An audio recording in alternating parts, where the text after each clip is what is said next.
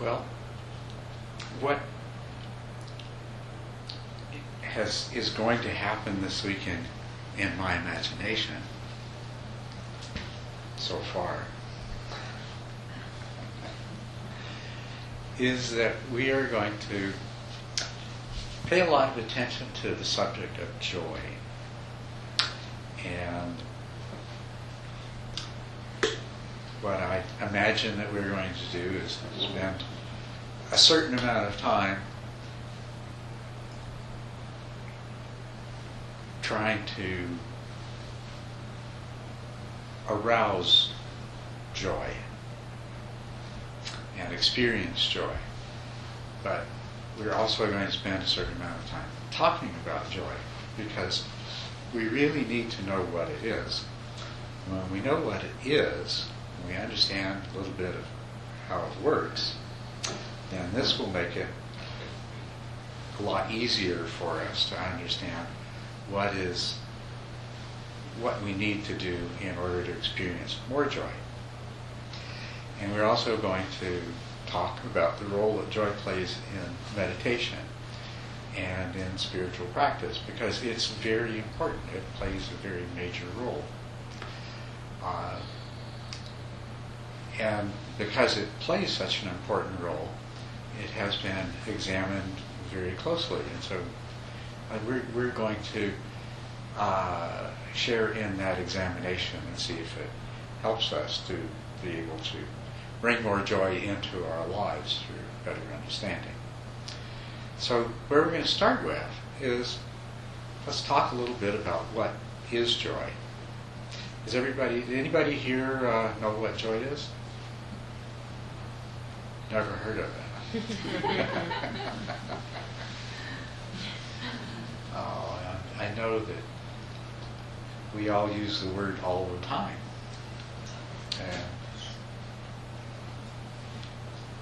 whether we can tell somebody what it is, we certainly have a pretty good intuitive sense of what joy is. Yeah. It feels bound with equanimity and a sense of lightness to me. Mm-hmm. Joy bound with equanimity and a sense of lightness. I think that's very true. What about joy and happiness? Yes. They're different as far as my physical sensation of them. Mm-hmm. I can recognize joy because I have an effervescence behind my face, and the feeling is very expansive in my chest. Mm-hmm. There's things happening throughout my body that are different than happiness. So what you're saying is joy has physical sensations associated with it, and effervescence, a kind of energy too, would you say? Yes. Yes. I agree with that. That's true. Whereas happiness? Let's see, not quite so expansive, but it's different. It feels... Joy is more expansive, more bigger in the chest. More exciting. Yeah, happy. I can be exciting. That's even different too. I've been spending time looking at my emotions. Joy and happiness come together often, right? Sure they do. Yeah. But when we just think of happiness, it's not as exuberant. It's not as expansive, exciting. Yeah. Serene. More serene. Feels more serene. More serene, quieter, yeah. Now, are we talking about something that's qualitatively different, or is joy just same thing as happiness, just more of it? Yeah. Happiness to me seems to require or seems to suggest a source exterior to myself as a causing of happiness. But joy is a feeling that can well up without a particular external cause. Well, now that's a very important thing that you've said about joy, that it seems to be able to arise internally, but do external things not sometimes arouse joy as well? Yes, they do. They can come from both sources. Yes. So like, I just finally clicked on to Piti and Sukha being joy and happiness. Yes. So, so joy then is that, what you were talking about, that sense of excitement. It's more, it excites the mind more, it makes your thoughts race a little bit and can throw you off equanimity. Yes. And the happiness is when that quiets down and settles down into a more serene. Mm-hmm. Yes. These things are all true. It's an interesting fact that in the English language we do have these two different words, joy and happiness. And the way we use them and the way we understand them, they're obviously very, very closely related, very closely interconnected, but we also, I think all of us have the sense that they're not really the same thing. It's not just that joy is a more excited form of happiness, for example. Is there anyone that doesn't, that's your intuitive understanding of these words? I mean, words are just symbols for something that, some kind of experience that we need to communicate from one to another. And we do have these two different words. And you mentioned Piti and Sukha. These are Pali words. And when we talk about the role that joy plays in meditation and in spiritual practice, we're going to pay very careful attention to how these words, Piti and Sukha, have been used. They are in the Pali language, which is the language in which the Buddha's teachings have been preserved. It is from the same root and very closely related to the Sanskrit language, and as a matter of fact, the very similar words in the Sanskrit language. But they have been, Pali is a language that hasn't been used for, except within Buddhism, for a couple thousand years. So it's like Latin and ancient Greek and things like that. It's not a language that's commonly used. And one of the things that's happened there is that some of the words have been defined in very specific and very technical ways. And of course, in this case, they've been defined by people who have done tens of thousands of hours of meditation, mindfulness practice, internal self-examination, examining all the different aspects of the mind and the experiences that a human being has. And so what they've done is they've taken the words Piti and Sukha, which are exactly the words that we translate as joy and happiness, into English. And in the original language, I suspect it was probably sort of the way it is with joy and happiness for most of us in English. We have an intuitive sense, but most of us have never examined really specifically what exactly are these things. How are they different from each other, and what is the significance of them? Is there some particular importance and significance to them? But this is what has happened with the words Piti and Sukha in Pali and their counterparts in Sanskrit, is that you've got a whole lot of people very interested in understanding the true nature of reality, what it means to be a human being, the nature of human experience, who've examined this very carefully and used these words in a very specific way. So we will draw upon that to understand more specifically what these things are. Now, one thing though, because they are technical terms now, sometimes we lose contact with with over the period of 2,500 years, we'll look at these ancient texts and we'll lose contact with the original context of these words, because the word piti in Pali, when it was used amongst the people in the regions of northern India in the time of the Buddha, was the word that would be used to describe the joyful feeling. When somebody's uncle comes and says to this 10-year-old girl, "Here, this pony is yours," and piti arises, right? That's piti. Or when a young person who's very attracted to another one finds that person reciprocates their feelings, and piti arises.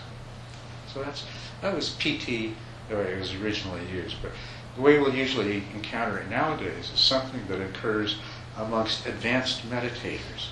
Piti arises. And piti arises in 4 grades with all kinds of interesting fireworks and bells and whistles along with it, and it's an indication of a particular stage in meditation practice, all of which is totally true. But just looking at that part divorces us somewhat from its deeper and broader meaning, and perhaps makes it much more difficult to understand. When during the colonial era, there were many British scholars who became interested in Buddhism and started examining the text. And they tried to figure out what this word piti meant, and they went by the descriptions of the piti that occurred in meditation, and they got the habit of frequently translating it as rapture, some sort of almost supernatural, mystical, ecstatic state, which is actually a good description of the way that it can be and the way it sometimes occurs. But if you translate piti as rapture, you kind of lose the sense that it's connected with the normal experience of ordinary human beings. Whereas you translate it as joy, and you realize that it's the same thing that young lovers feel, or somebody when their lottery number comes up, or they get a raise at work, or it's the same kind of stuff. And to really understand it and to make use of it, we need to have that deeper understanding of it. So when we talk about joy this weekend, we'll try to both acquire the broader sense, the more universal sense of what it means, and also the specific sense of what it means in terms of certain kinds of practices. And we'll see that it's all the same stuff, and by seeing that it's all the same stuff, we'll learn more about its nature and how to make it more part of more of our life. But I think it's safe to say that all of you would like to experience more joy, and that with joy comes happiness, and you don't necessarily want to go around bouncy and excited in a joyful state all the time, but you'd like to have enough joy so that there's a lot of that more serene, peaceful happiness that's a part of your life. Right? And that really is, in one sense, that's really what the whole point of meditation and Dharma practice is, to get to that place. Let's talk about happiness a little bit. What exactly is happiness?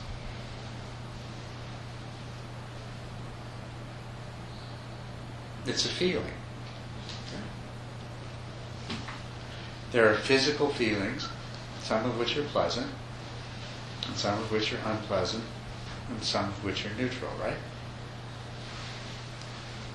And then there are mental feelings, and happiness is a pleasant mental feeling, right? Yeah. And what's the opposite of happiness? What? Sadness. Sadness. Sadness. Happiness, that was it. Happiness is sadness. Okay. All right. Yeah. What is unhappiness? Is that just the absence of happiness? I'm unhappy today. Oh, it means you're neutral. No, that doesn't. No, okay. When you are not happy, you may very well be sad, but you might be other things as well, right? Can you be unhappy without being sad? No. If you're sad, will you be unhappy? Almost certainly. So in a way, sadness is more like joy. You could say sadness is to unhappiness like joy is to happiness. Unhappy. So it's an interesting thing that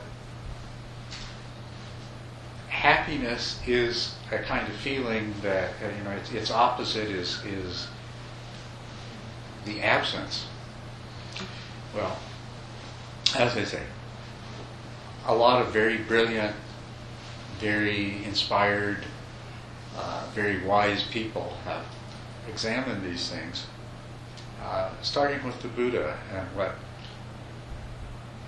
If we look at the language that they use, they have the word sukha, which means happiness, and the opposite of the word sukha is dukkha, which we don't have a counterpart for in English. But in Pali, dukkha is the opposite of sukha. And dukkha, what it means is unsatisfactory.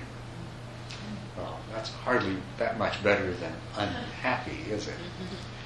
But dukkha is dissatisfaction. So to be in severe pain is dukkha. To experience terrible grief is dukkha.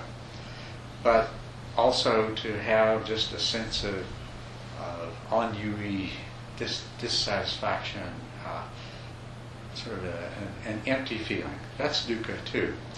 Dukkha, it covers the entire range of mental unpleasantness. Well, it actually covers the entire range of unpleasantness. Okay. Whereas sukha covers the entire range of pleasantness. What we call happiness is, if you look at the way the Buddhists break these things down, they say, well, sukha and dukkha, and then of course between the two is asukha, adukkha, neither dukkha nor sukha. So there's these three, but they say when you look at dukkha, there's two kinds. There's dukkha that is physical and there's dukkha that's mental.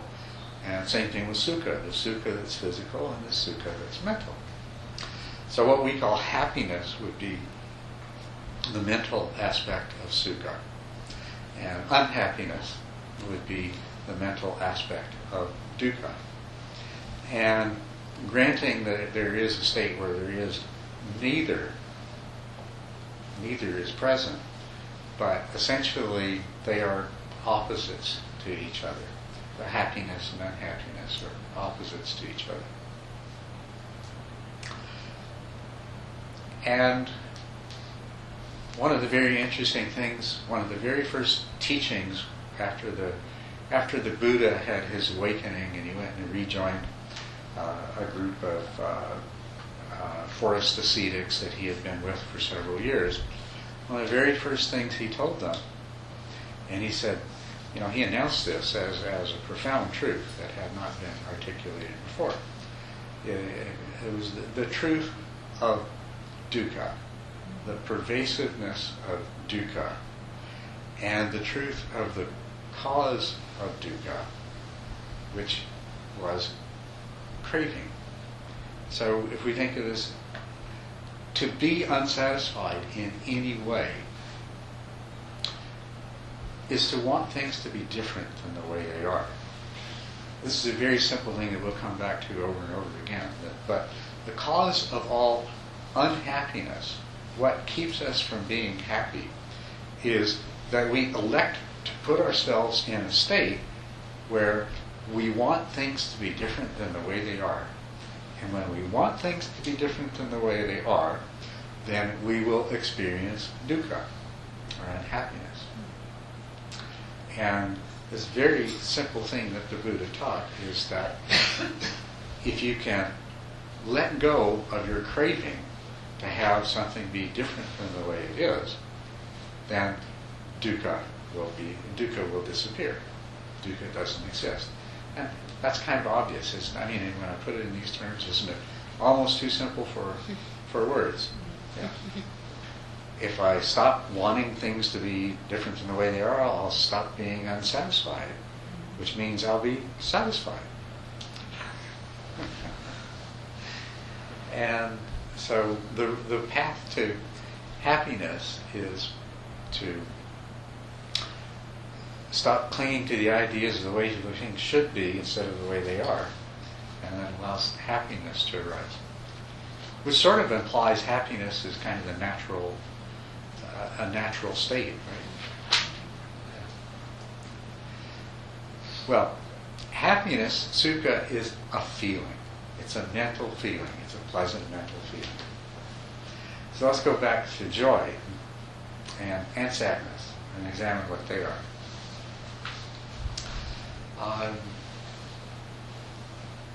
What we find, if we look to see what the Buddhists have to say about piti, they say that piti is a mental formation. It is a state of mind. It is a mental factor. Whereas they clearly distinguish it from sukha, which is a feeling. So let's think of it as a state of mind. Also, when we look at the Buddhists, we say, well, what about other emotions? And in general, what we in the West call emotions are categorized as states of mind, mental factors. So if we use that information, we can understand a little better what the thinking is about what joy is. Joy is a state of mind. And as you know, when joy is present, happiness arises. It tends to happen automatically. So it's a state of mind that's very conducive to happiness. So this is what we're after then. We made any progress here? We're after learning how to put our mind in a particular state that is conducive to the arising of happiness. That's what joy is about.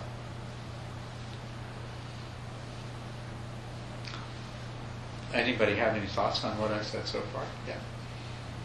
It came up for me when you were talking about sadness that it was automatically equated with unhappiness. And the question that I have is, can't sadness also be experienced with non-resistance, as well as grief, as well as any emotion, and therefore not be equated with unhappiness?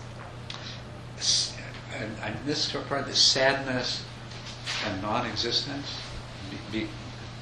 What I understood you to say is that sadness, if you're sad, then you're unhappy. And my question is, can't sadness be experienced with non-resistance? With non-resistance. Yes, Yes. and therefore it is not in... Well, yes, it can. And that's because sadness and unhappiness are not the same thing. Sadness is very conducive to unhappiness. And most of the time, when we're in a mental state of sadness, then we're also unhappy, right? But you're absolutely right that if you don't, that it is possible to have your mind in that state and not actually be unhappy. It's also possible for your mind to be in the state of joy, but not necessarily have a pleasant experience of happiness as well. And that follows from what we've said, and it's also very important. If we're going to really understand these things, then that's exactly the kind of thinking we need to apply to it. To how different are they really? Does one always imply the other? Can we have happiness without joy? I had the feeling from what people said earlier that everybody already has a sense, well, yeah, you can be happy without having joy. That's true. And you can be unhappy without necessarily having sadness, right? There can be other mental states that produce unhappiness as well. I mean, anger would be one. Although some people might think they're happy when they're angry.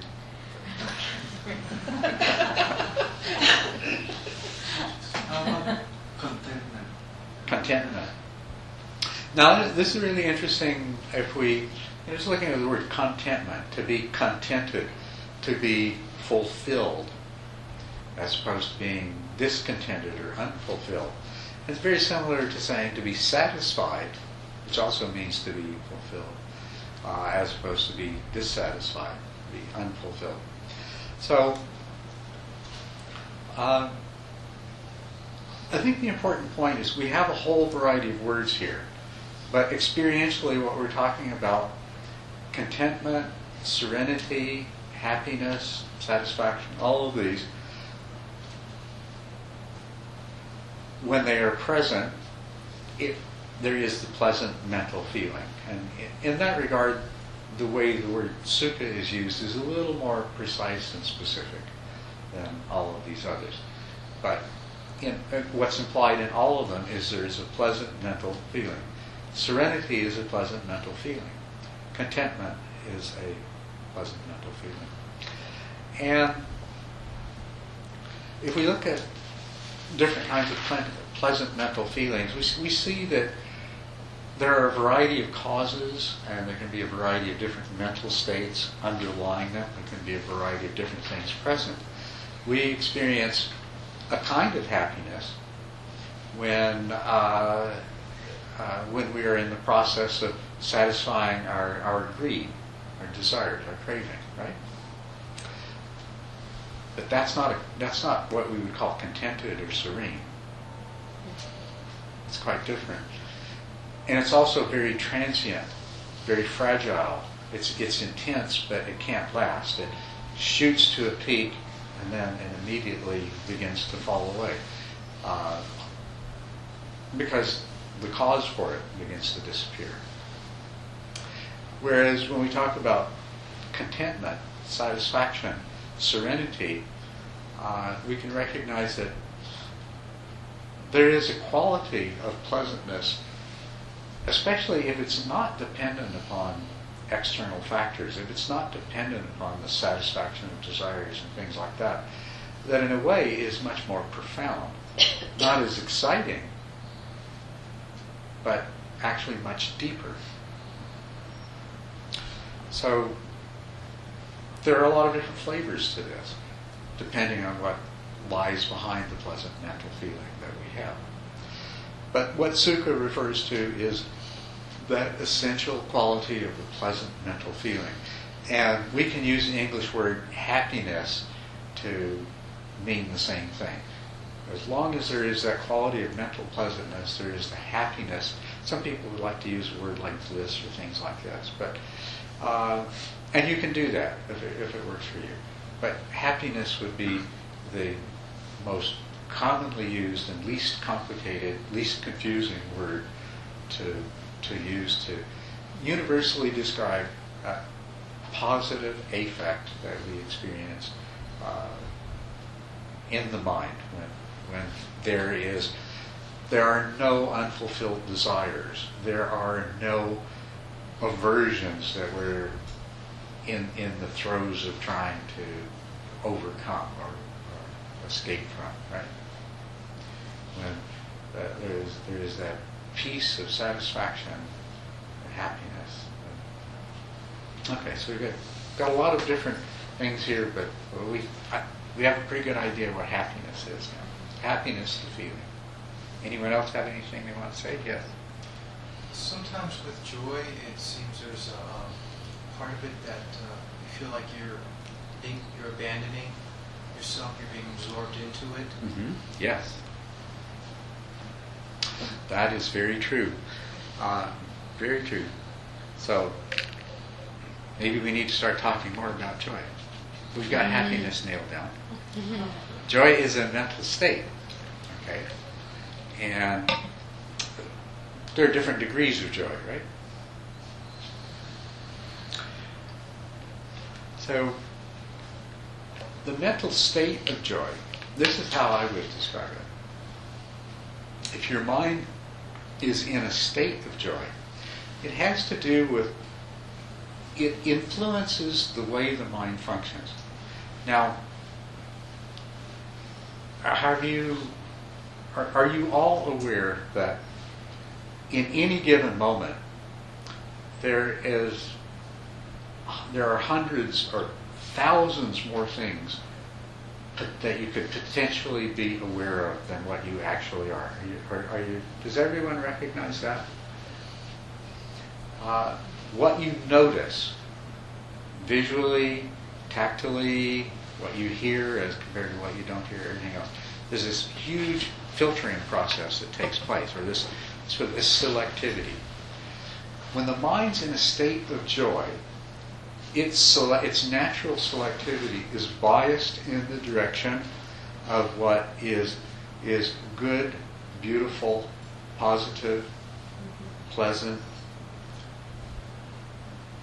right? So of all the things that you could pay attention to in any given moment, the more joy is present, the more the state of your mind is approaching the maximum of what we would call the state of joy, then the more inclined your mind is going to be to pick out the good, the beautiful, and wholesome. And we can compare that with sadness or grief. You've been in a state of grief or sadness before, and what does your mind orient towards? You see not the beautiful, you see the ugly. You see what's broken. You see what's bad. You see what's dirty. You see what's a problem. You see what you're going to have to deal with sometime or another. You see what's wrong. Is that not right? Totally opposite states of mind, producing a totally opposite selectivity of what you pay attention to in the moment. A sad person goes from one place to another, and each new place they arrive at, they see the ugly, the undesirable, the unpleasant. The joyful person goes from one place to another, and each new place they arrive, they see the good, the beautiful, and the wholesome. So that's one clear difference between these two, and one way of beginning to see the effect that the state of joy has on your mind. It also has an effect on the way you perceive whatever it is that you pay attention to. You will perceive the more positive aspects. Each person you meet in a state of joy, you are going to, and here's another thing, just as in every situation there's a selection process going on about what we attend to and what we don't. In anything that we do attend to, you're all already aware, or you become aware that when you attend to something, what you actually see is largely a projection of your own mind. Anybody that isn't already aware of that, you're not really seeing things as they are. You're seeing things the way your mind is conditioned to see them. You see them instantly. Your mind draws upon all of its past experiences of similar things and creates an image of what it is that you're looking at, and then you have a particular perception. When you're in a state of joy, the process the mind undergoes in generating your perception of what you attend to shares the same bias. It's going to call upon all positive associations, and so the person you meet is going to be seen as a rather nice fellow. Whereas if you're in a different state of mind, they might be perceived quite differently. Or a simple way, I think, of just conveying this whole idea You know, the old thing of, is the glass half full or half empty? In a state of joy, the glass is always half full. It's not half empty. It's not neither full nor empty. It's half full. Just as in a state of sadness, it's already half empty. So joy is a state of mind that biases your perceptions of that which you attend to, and the joy has already biased your selection of what you attend to. And then the feelings that arise from your perception. You perceive something and then feelings arise, right? Now, when you're in a state of joy, and think about this, is this not true? If you're in a joyful state, if you're in love, if you just got a promotion, if you just won the lottery, if one of these things happen and you're in a real joyful state of mind, things that usually bother you, do they bother you? No. Things that would otherwise be absolutely horrible, they're not so bad after all. Yeah, well, that's the way it is. Things that are normally neutral, they can be wonderful. Have you ever been in a state of joy where just breathing makes you feel good? Just the simple act of breathing, right? Or walking, or you just stand outside and you look at the sky and it's like, oh my God, isn't this wonderful? This is what joy does to you. Every experience you have produces some kind of feeling, positive, negative, or neutral. And it shifts everything over so that even something that's still negative is a whole lot less negative. The neutral is now positive, and the positive is much more positive. It's wonderful. Because joy is a state of mind. Joy is a state of mind that alters the way the mind functions in the moment. What do you think of that? Yes, Hannah? Isn't there also a state of joy which is not related to positive aspects, but something very real? Like when you really on a very deep level have worked something through and you let it go, and its sadness involved was not suffering, but the word, I don't know. But there is a joy of a release, a joy of totally real in the moment, totally getting it in the moment, and it's not related to positive happy feelings. You know, it's just a very deep knowing of reality, and that you got it at that moment. Yes. Let me just clarify what you're saying, though, here, so that I make sure that I understand you. Now, we can talk about what causes joy. You're not talking about that. You're not talking about what causes it, are you?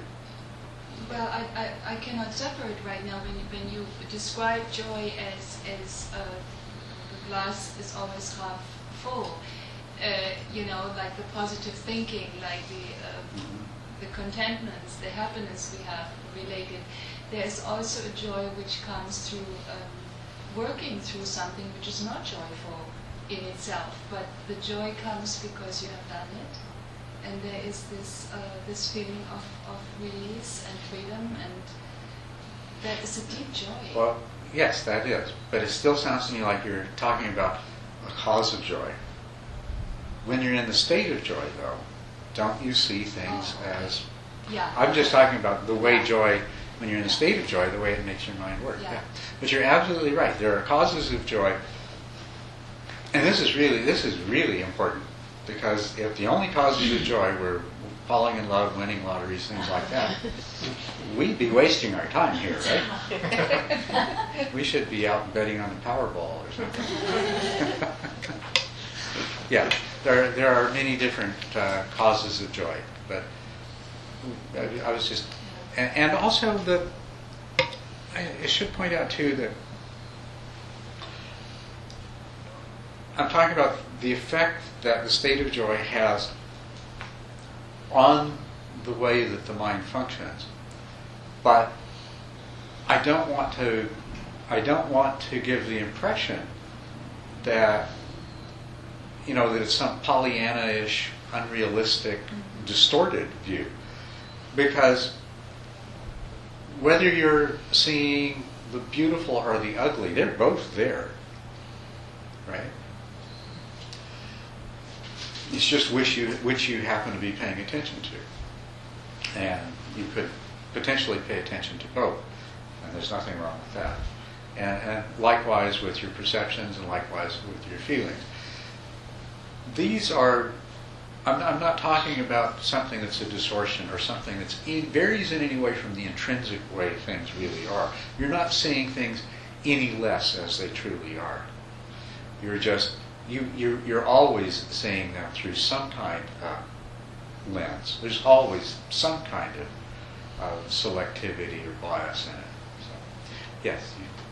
So what's coming up for me is I'm wondering about the relationship between compassion and joy. Because for me, I've experienced states of compassion where I feel this deep sense of communion with another, and it's that I feel what that person is feeling. And they might be in deep suffering, driving by a homeless person. But yes. The point is that the compassion isn't a form of pity. It is really fully accepting the Dharma in that moment, that whatever is happening is what is happening, and it's just accepting it, but also feeling it. And in that feeling, there can be pain, and that's not suffering, that's not unhappiness. Right. So what's the relationship there? Well, the relationship, the more fully developed, the more mature joy is, then the more likely you are to have that kind of experience. That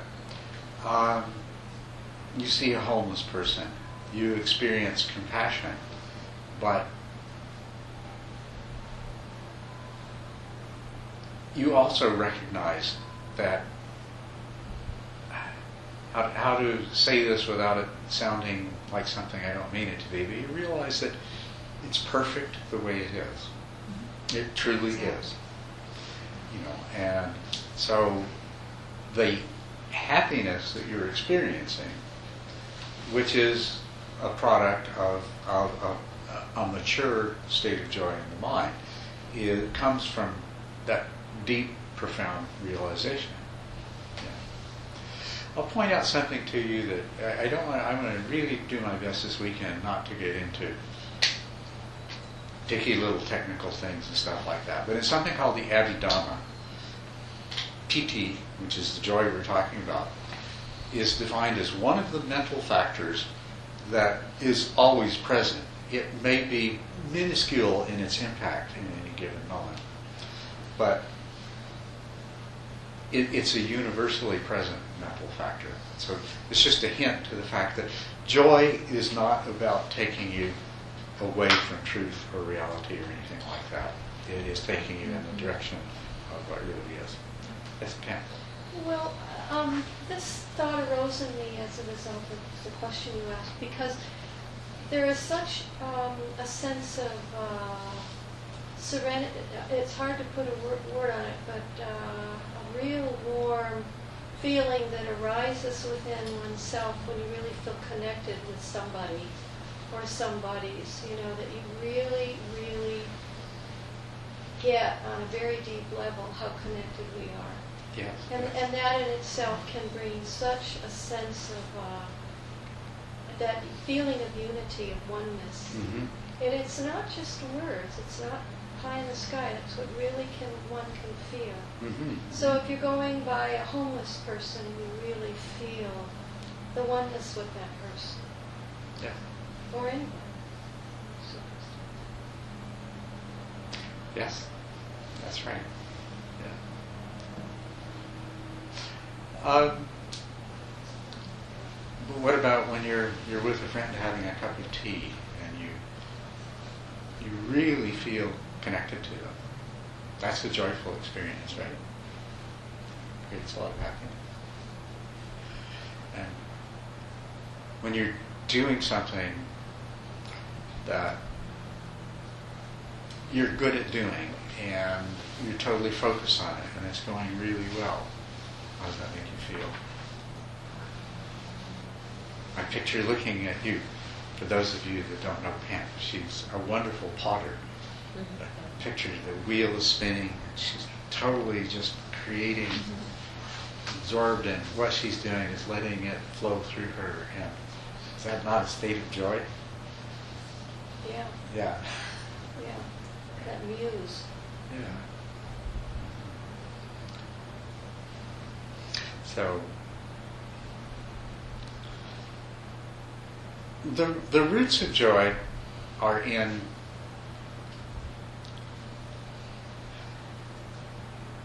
being real, being present, being fully present, being relatively, and I just throw this in to keep you to remind you that there's all different degrees of joy, right? But being relatively free of the encumbrances of our own thoughts and doubts and expectations and desires and aversions and judgments and everything else. That when we get right down to it, joy blossoms when we, the thinking, rationalizing, worrying, planning, wanting, when we get out of the way, joy emerges. And it's a very important part of learning to work with joy. And it's why joy is such a natural part of meditation. So, and a lot of people, actually the way meditation is usually taught, and the way the ancient meditation texts present it, joy is something that comes way down the road. You spend all this time developing single-pointed attention, and once you get to be a real, very skilled yogi, once you start to become an adept, then piti will arise with brilliant lights and energy moving up your spine, and this feeling, just overwhelming feeling of joy and everything. But part of what I want to talk to you about this weekend is that because of the actual nature of joy, because of what we do in meditation, we should be tapping into joy right from the very first moment. And we should also be, as soon as we come to understand the nature of joy, we should be deliberately cultivating joy in every aspect of our life. When we understand what it is. And it doesn't mean that what we don't want to do is to go chasing after good feelings. And that's not what cultivating joy is. It's not chasing after good feelings. But it's learning to cultivate our minds, cultivate our mental state, and learn to work with who and what we are so that we grow and evolve in the direction that we want to.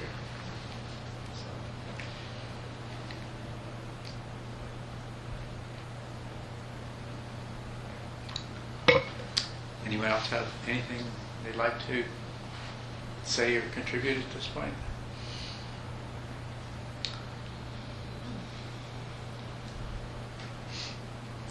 Well, I'll give you a really big clue right now as to how you cultivate joy.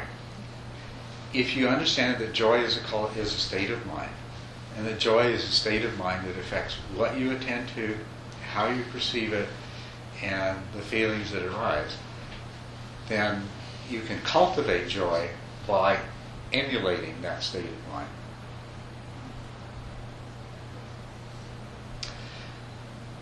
Let's look at what makes joy arise naturally in the course of ordinary daily life for ordinary people. Somebody does something nice for you. There's some pleasant surprise arises. You set out to do something or solve a problem and you're successful at it. There's a task that you need to perform and you have all the skills and everything just works and you're able to do it. Exactly. These are the ordinary things in life that give us experiences of joy. And joy will tend to last until things go the other way. Somebody comes along and says something nasty to you, something doesn't work out, your printer won't print. And then joy starts to fall apart again. So this is a pretty big clue that if we would like to have the state of mind of joy, it is cultivatable. When you find yourself attending to only the problems and the things that are broken and the things that aren't working, you can practice redirecting your attention. And of course, if somebody's not good at redirecting attention, we have this wonderful thing that you can do to learn to gain some control over your attention called meditation, where you just sit for a little while each day, practicing directing your attention intentionally, right? When you get even a little bit good at it, you can go out in the world and start choosing what you pay attention to. Of course, an awful lot of what we pay attention to is what goes on inside our own heads, right? It's not even what's happening outside of us. So we get up in the morning and we start thinking about, the transmissions going on the car, and somebody at work you don't get along with, and this and that. It doesn't take long, and there's not much joy there, right? And thinking about somebody you don't like, thinking about somebody that slighted you. We engage in a lot. The mind actually, if we examine why this is, I'm not sure, but if we examine the way most people, not everybody's, most people's mind tend to work, I'd say the majority of people are predisposed to spend more time thinking about what's not so good as compared to what's good. Every now and then we'll be the other kind of person, right? It's like they're just always positive, and but most of us are the other way around. We tend to dwell on the problems. Maybe that's the reason. These big forebrains we developed are all for solving problems, so therefore we spend a lot of time thinking about all of the problems. But it's not conducive to a state of joy. So, you can emulate a state of joy by internally and externally attending to those things that are more positive. And whatever it is that you're engaging with, for whatever your reason you're engaging with it, making a little bit of a conscious, deliberate attempt to shift your perceptions in terms of the positive rather than the negative, things like that. When you find yourself experiencing dissatisfaction and unhappiness, you can let go of that. It's possible to let go of that, even if it's just for a moment. It might come back again later, but you really have the potential to let go of it. What's the one thing that keeps you from doing all the things I just suggested? I mean, now that I've told you this, just go and do that and you'll be joyful and happy, right? What's going to keep you from doing that? Forgetting. Forgetting, that's right. You're going to completely forget about it. You're going to get up in the morning and all of those negative thoughts are going to come up and you forgot it all. Yeah. We need to change the way our minds work at a fairly deep level, and that does take a little bit of time. But it's doable. You can do it. You can do it, and there are things that contribute to your being able to do it. Meditation practices is certainly one of them.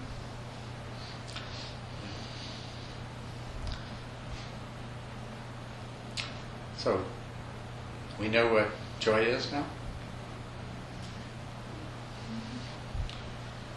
I'd like to make a distinction between ordinary joy, that's the kind that we're all familiar with, and meditative joy. This is the one that the British colonial translators called rapture.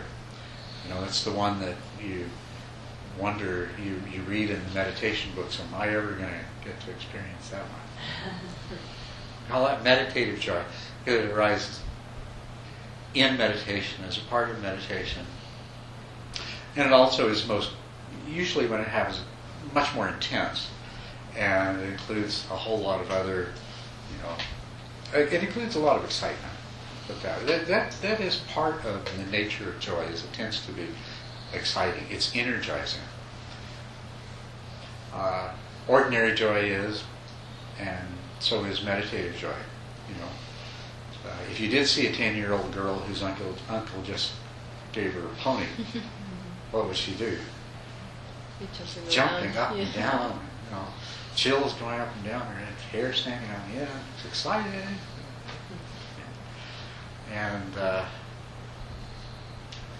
if you've ever been in love, right, all that energy, excitement, real easy to go to sleep, right? Yeah, there's a lot of energy associated with joy. Meditative joy is different than ordinary joy in its origins. The ordinary joy we experience in our life is something that the mind starts to go into that positive state as a result of positive experiences. And that's why a big positive experience will bump us into a strong state of joy right away. Or a lot of little pleasant experiences accumulated over time will move us into a joyful state. And it's also the vulnerability of ordinary joy. You're really joyful about something until somebody rear-ends you and you realize you didn't renew your insurance. That sort of thing. So meditative joy is different in that it arises in meditation, and of course we're going to have a look at why it arises in meditation. In a way, you think about it, doesn't it seem rather odd if you sit down and concentrate for a long time, that all of a sudden you'd be overwhelmed by joy? Mm-hmm. But I know that's happened to some of you. Right? Probably still seems rather odd.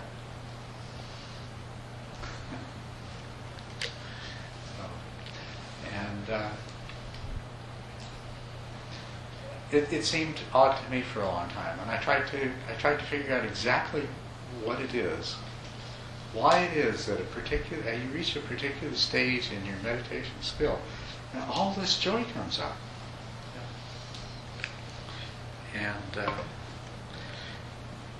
I gradually over time, more and more of the pieces started to come together. I mean, the obvious thing is that it's related to the degree of concentration that you have. If you sit in meditation and your mind is just constantly going here, there, and everywhere, not going to be any joy. Although, if you sit there and you have a really, a nice, stable meditation for a while, you might have some joy, you might have some happiness, you might have some pleasure arise. But it's not this exciting fireworks kind of thing that, you hear about. It's not until concentration becomes single-pointed and effortless. Single-pointed means that you focus on something and your mind just stays where you put it. And effortless means that it stays there by itself. You don't have to keep struggling all the time with it. And then this joy comes up. This intense joy. I have come to understand that much, much better, partly as a result of teaching meditation and watching what happens with the different people when they get to the stage where joy arises. But two major sources of causing it to click together in my mind.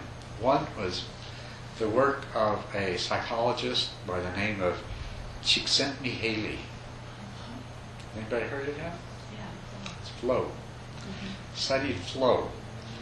And I picked up this book one day, quite a few years ago, and opened it up, and the first thing I read, I said, he is describing what happens in meditation. I got to read this book. I got to see what this is all about. It's the words exactly. It's just bang on. So I looked at this phenomenon that he called flow, that he studied in many people, and it gave me many, many clues. And then it was about maybe a year and a half ago, 2 years ago, something like that. A fellow by the name of Richard Shankman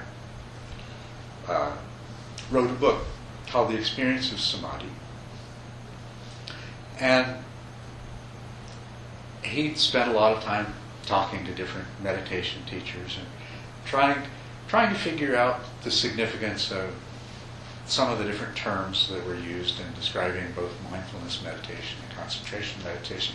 And I got to one page in his book where he's discussing the term ekaggata. Eka means one, gata means gone to. And this Pali word ekaggata, which literally means gone to one, had traditionally been translated into English as single pointed. Now the single part makes sense. Pointed was obviously the reason that it was translated into English as single pointed is that when the first people who began translating Pali text into English went and talked to some meditation teachers, they said, oh yeah, you focus on something, your mind stays right on that. That's single pointed, that's a ekaggata. They said, oh, okay, single pointed. But in his researchers, Richard had discovered that in other contexts, that word was being used to mean something other than single pointed, which the thing is that I already knew that single pointed concentration would produce PT, but I knew that it was not necessary PT. But then on that page, it's funny, he just used a phrase which to me everything in an instant clicked together. It was like lights coming on. Of course, and I had dinner with him a couple of weeks afterwards. He came and gave a talk here. I told him about that. But the phrase that he used was unification of mind. Unification of mind. Because when I saw that word, I realized, well, yeah, that's why you can be single-pointed. Your mind's no longer trying to pull you in 16 different directions. Your mind is unified. That's why the PT arises. It's not the fact that you're focused on a single thing, a single object in your meditation at all. It's that your mind has come together in this unified way. And of course, it's like in an instant this all became clear in my mind because I had read what Csikszentmihalyi said about flow. And the things that he said pointed to exactly the same thing. He talked about flow experiences. Now, just for those of you that are not familiar with Csikszentmihalyi and what he studied and calls flow, he's one of a group of psychologists in both Europe and the United States who have been studying optimal experience. And flow is optimal experience. So he found, of course, various athletes who get into the zone and they're in this state of flow. They are absolutely, totally, perfectly, joyously happy doing what they're doing, and they do it. But he even found factory workers who get into the state of flow. He found surgeons that get into a state of flow. He found a lot of musicians who get into flow. And, that's probably one of the big draws for somebody who has musical talent to become a musician is because they can enter into that state of flow. We found all kinds of people, chess players, all kinds of people. But he identified the specific characteristics that one of the things is that totally involved in the activity of the moment. Everything else was gone. That unification of mind thing again. You know, one part of the mind wasn't worried about this and that, and the other part, you know, every part of the mind was focused entirely on the task at hand, totally present, totally in the here and now, totally in the flow of the moment. Right? All the energy, consciousness, everything focused and flowing.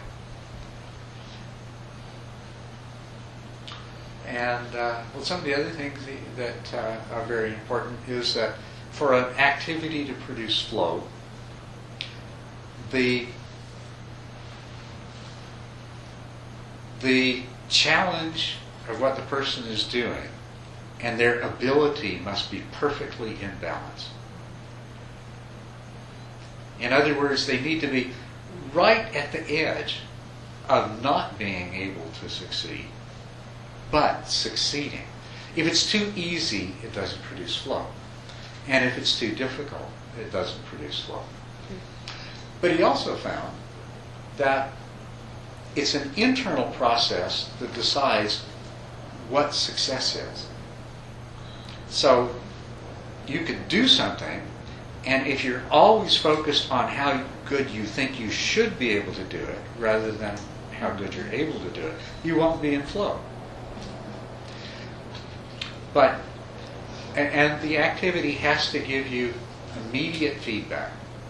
You have to have a clear idea of what is success, and you have to know immediately whether or not you're succeeding. And if these criteria are met, then the activity becomes a flow activity. Well, doesn't that precisely describe what's happening when you're in meditation, when the expectation you have of what you're going to do is exactly what you're capable of doing in the moment? And I keep telling meditators all the time, you know, they say, oh, this is so hard, you know, I've been trying, meditating, doing everything you say, but, you know, still I sit here and it's so hard. It's, well, drop your expectations. Just do the practice. This is all you have to do. Do this and this and this. If this happens, do that. And the thing is, if you do that, it becomes a flow activity. If you set your expectation at the place of what you're capable of, then you'll experience some degree of flow. Even a beginning meditator will. Of course, the more challenging it is, and the better your skills, the more intense the state of flow will be. Which is why if somebody's engaged in single-pointed meditation, they get this huge surge of PT arising. But it's the same principles. The unification of mind, flow, PT, and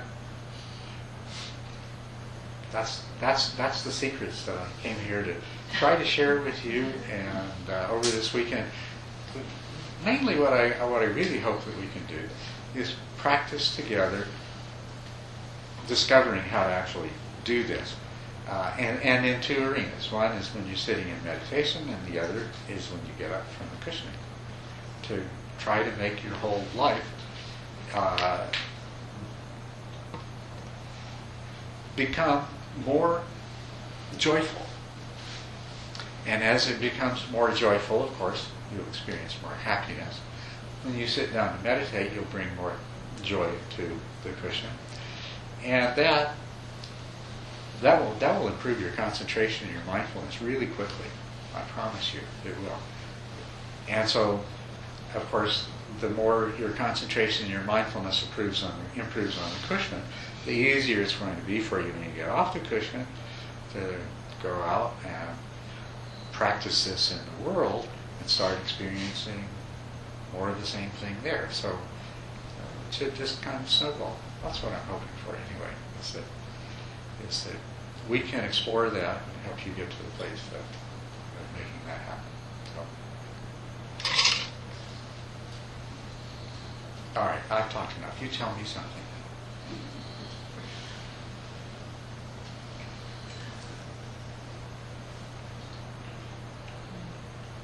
Did I explain everything so perfectly, clearly? If there are no questions, there's no confusion, there's no doubt? Yeah. I am very moved by that words of unification of mind, it raises all kinds of possibilities. Tell me more.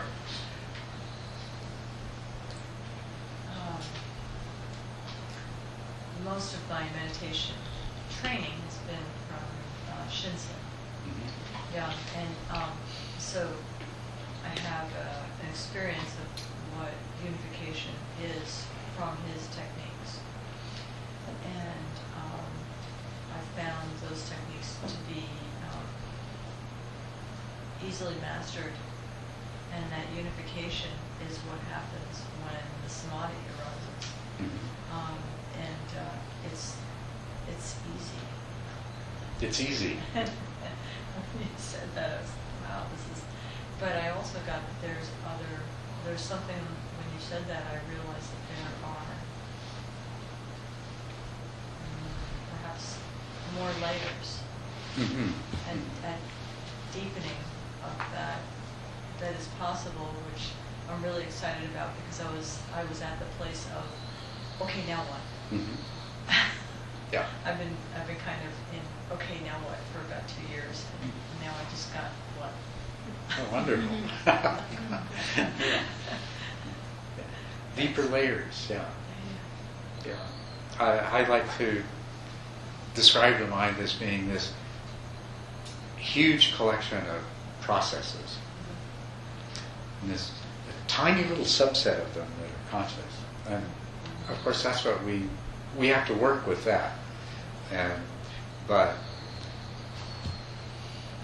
if we work with it skillfully, then the ramifications of what we do with that small part of our mind that's conscious spreads out to all of the rest of it. And layers, that's a very good image, I think, because in the process of meditation, you go through stages where some other parts of your mind that are not conscious keep thrusting their contents into your consciousness and trying to take you somewhere else other than where you're intending to go, or cause you to do something other than what you're intending to do, right? So it's really clear that there are a lot of other processes there that are not with the project. Yeah. And this attention stuff we're working with, this is a very valuable, very precious commodity that all these different parts of your mind are competing for. You know, and so if it looks like attention isn't being adequately utilized, then some of these other processes want to, say, hey, look at my stuff. So you can't really unify, you don't really have a unified mind until it starts to penetrate down to those deeper levels and involve those other processes. Another thing that happens in the course of meditation is that at a certain point, all the sort of ordinary everyday noise quiets down, and other stuff starts to come up, deeper stuff. Sometimes it's way deep, buried stuff that you thought was gone for good, but no, it's not. It's still there. And sometimes that stuff needs to be attended to. It needs to be cleared, because until you've dealt with it, it's going to keep. It's not just going to come up in meditation. That's the good thing that it does, is that it comes up in meditation. It gives you an opportunity to look it in the eye and take it for what it is and let go of it. It's all the time that you don't know it's there, but it's affecting every decision you make. It's affecting how you treat other people. It's affecting the emotional reactions you have to things that happen. That's the bad side of these things. So unification of mind also implies that in these deeper layers, there's a clearing that takes place. And there's also another aspect of it too, that different parts of your mind are programmed to, all these different parts of your mind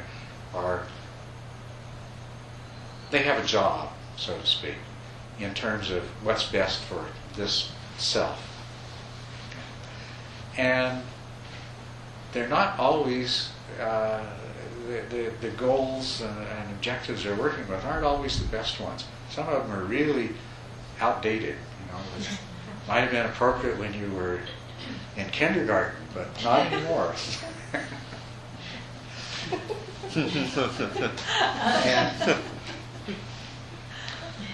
and all this has to do with desire and aversion and things like that. So,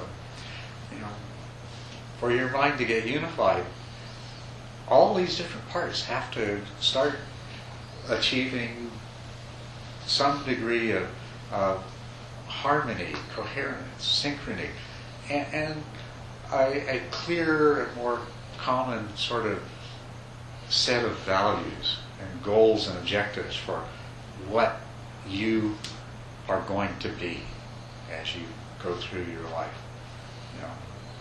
We actually have a lovely word, integrity. I don't know that it gets used all that appropriately always, but the implication of that is that it's an inner oneness. A person with integrity, they know what they believe in, they know what they stand for, they know what kind of person they are. This is who I am and what I believe in, and if a person has that kind of integrity, you can rely on them totally. Right? But most of us don't. We've got all these different parts that are not quite in agreement, and it depends on whichever one happens to be in the ascendance in the moment will determine what kind of behavior. And we don't trust people because we know that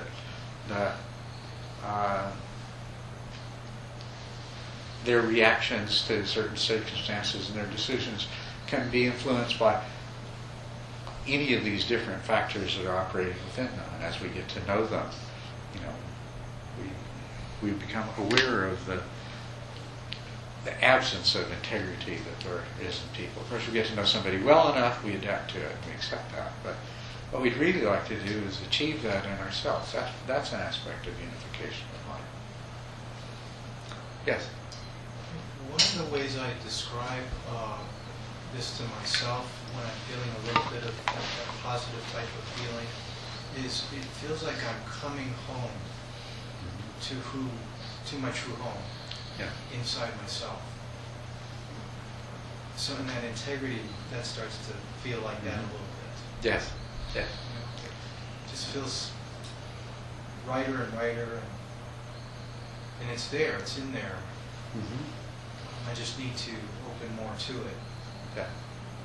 That's right. You open up to it, and if you're open to it, there's nothing wrong with all of these other ways that different parts of ourselves are, other than the fact that some of them are no longer appropriate, and most of all that they interfere with the cohesive, coherent functioning of your mind.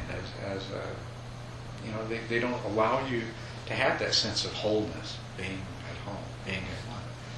It's the internal conflict.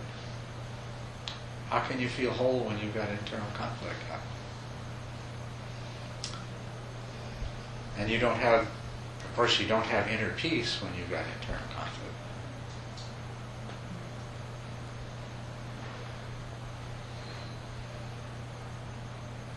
Were you thinking of saying something? No?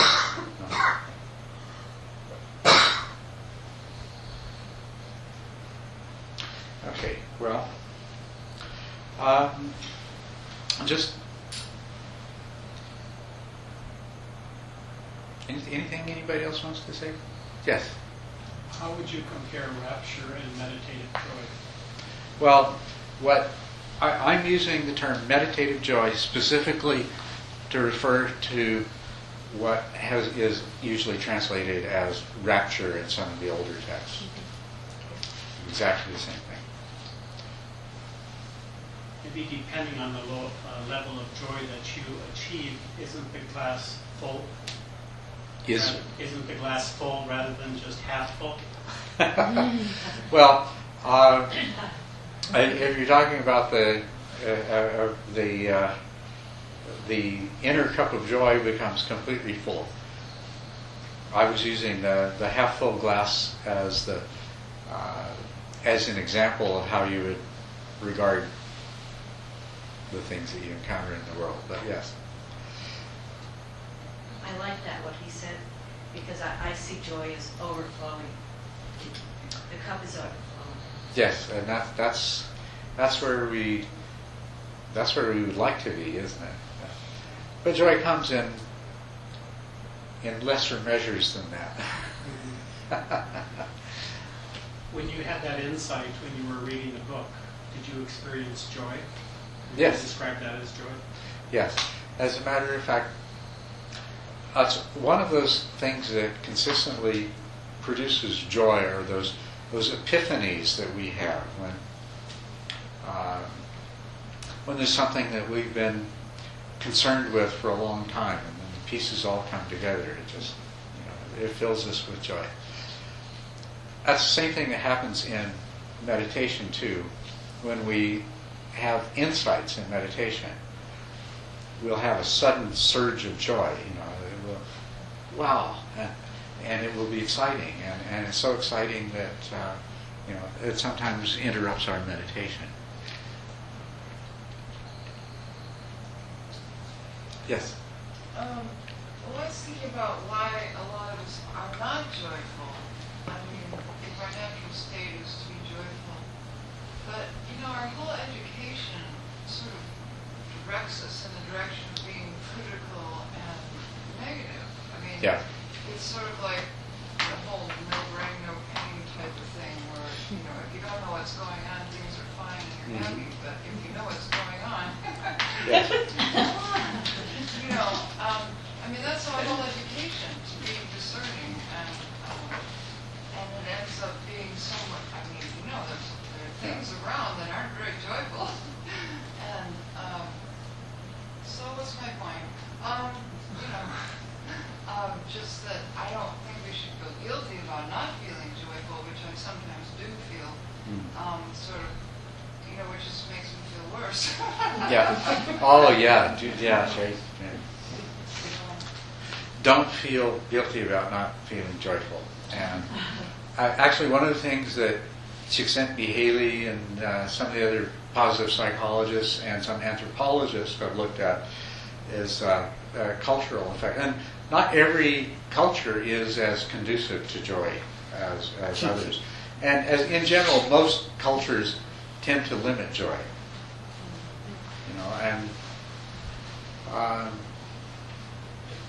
Because human happiness is a powerful way of manipulating groups and populations of people.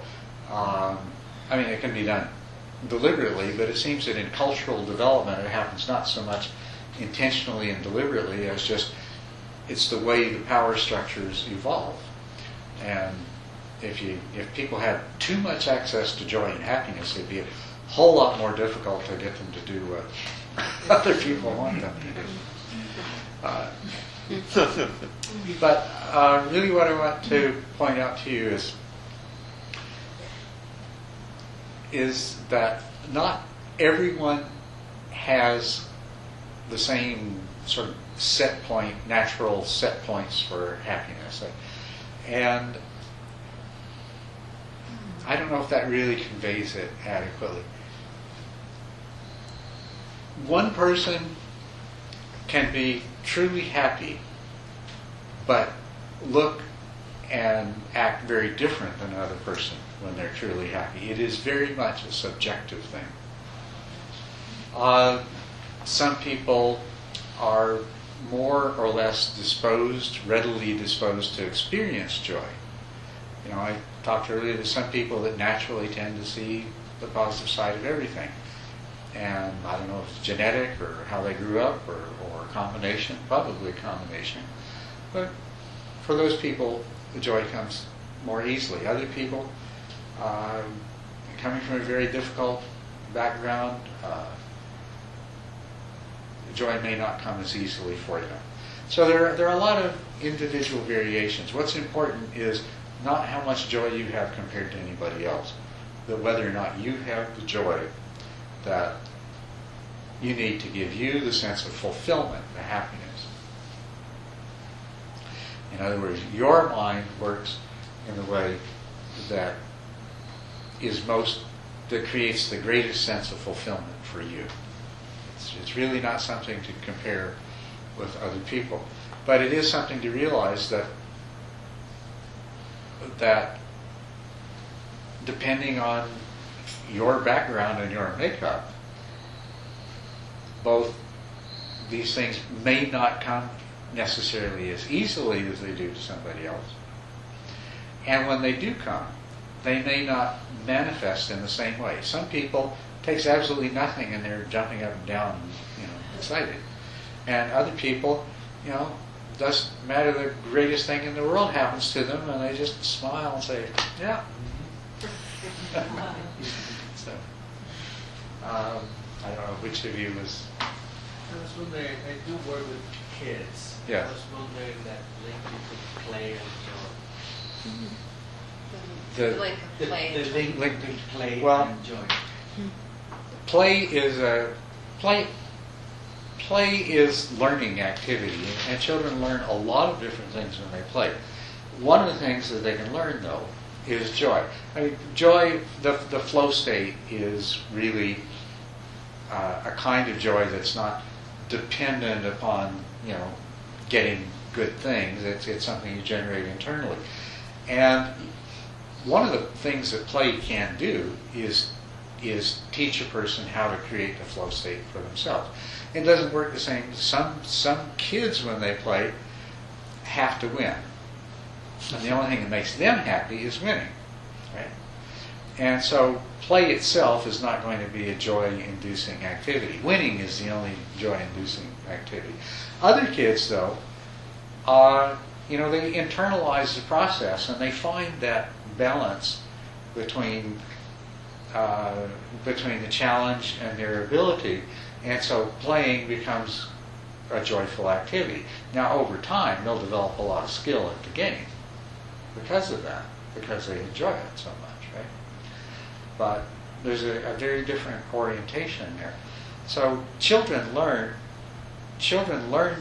from playing. They can learn different ways of producing joy in themselves, including the flow state or other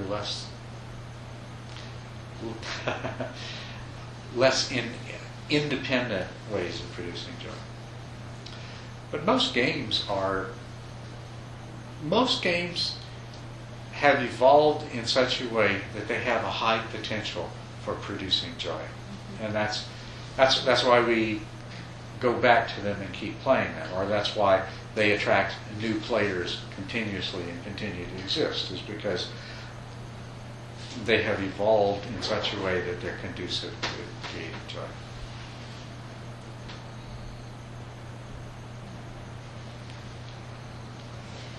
I'm thinking about the strong linkage between joy and the chemistry of the body and the genetics in one's experience, and yes, we've been talking about this. But then there are people who are in very, very poor states of health. Of course, you can still have a propensity towards a happy disposition because of your genetics. But then, so the core of my question is, it seems like in spite of your body chemistry, in spite of your experiences, and in spite of your genetics, and all that's linked, of course, the joy can arise not from those things, but from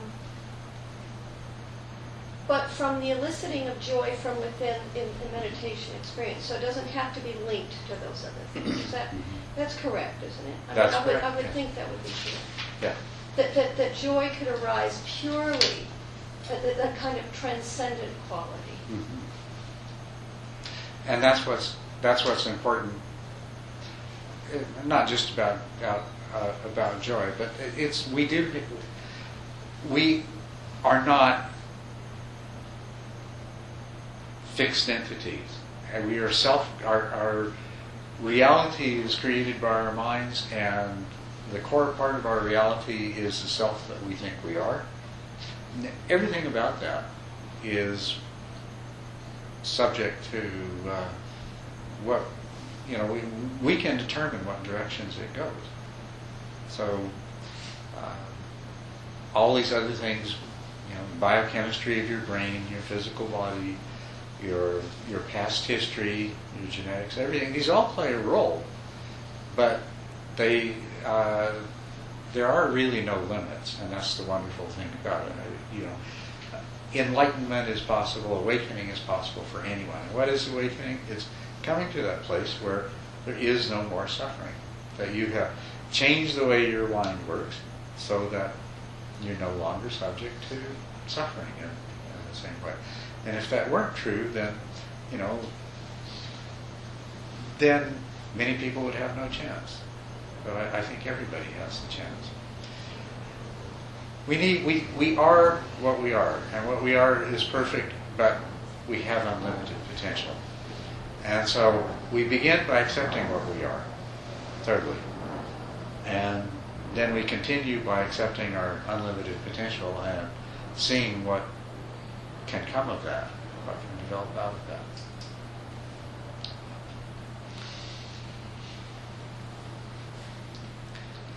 And, well, I'm sitting here in front of you tonight, and I'm going to talk to you about joy this weekend. But I've been very sick the last few days.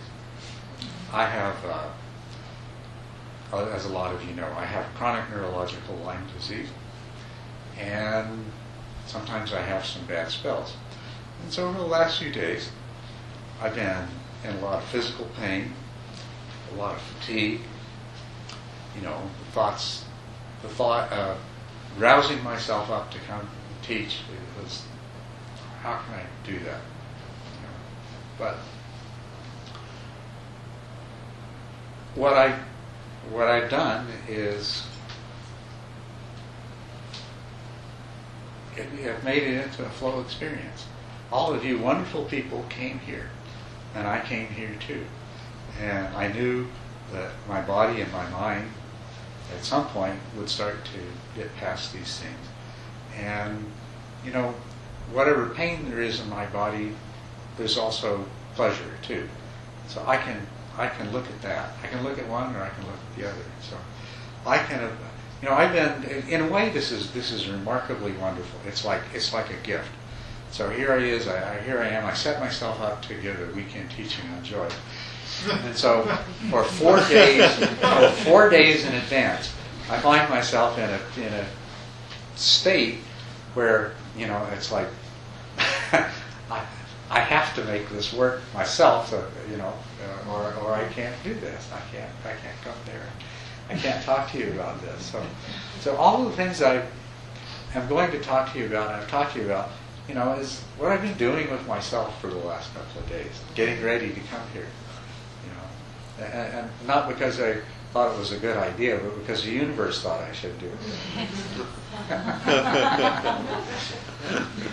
So, and I feel pretty joyful right now, but I didn't necessarily feel all that joyful a couple of days ago.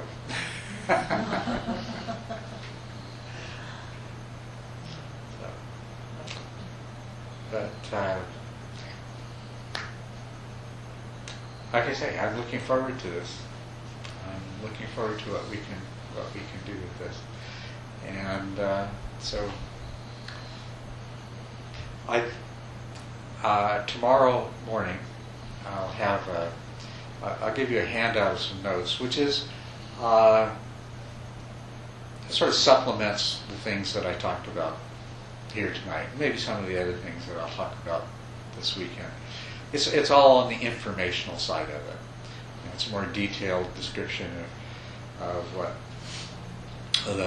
the flow experience is, and a little more detailed examination of the etymology of joy and happiness in both English and Pali and things like that. So, but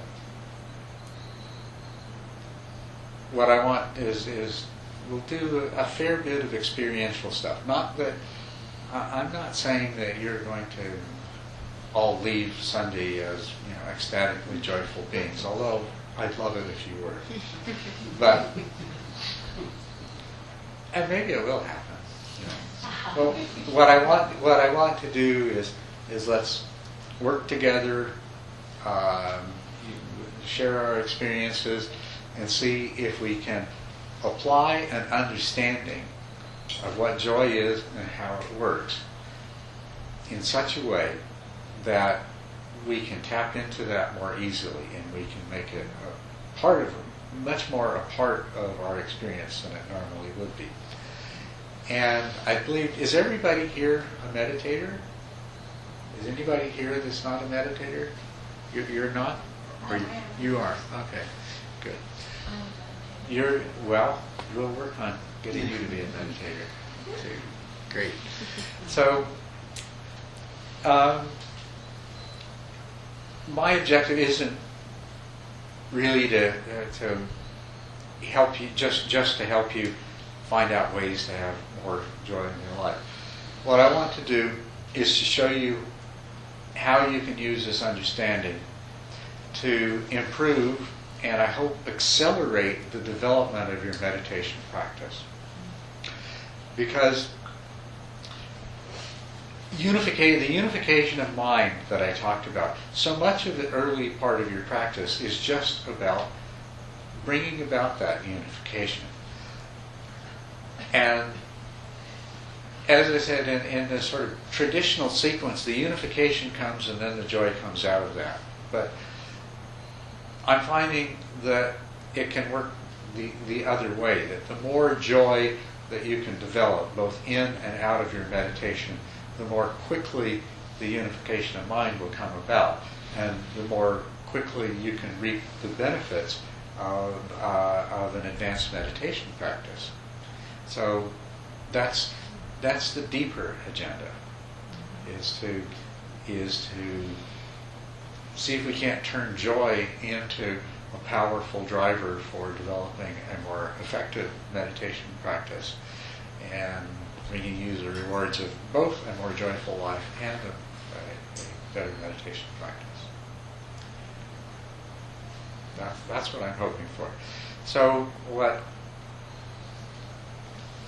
we'll do over the weekend is we'll try to get as clear as we can on the methodology and the basis for it, things like that, and then you can take it out, take it away and work with it, see where you go. Okay.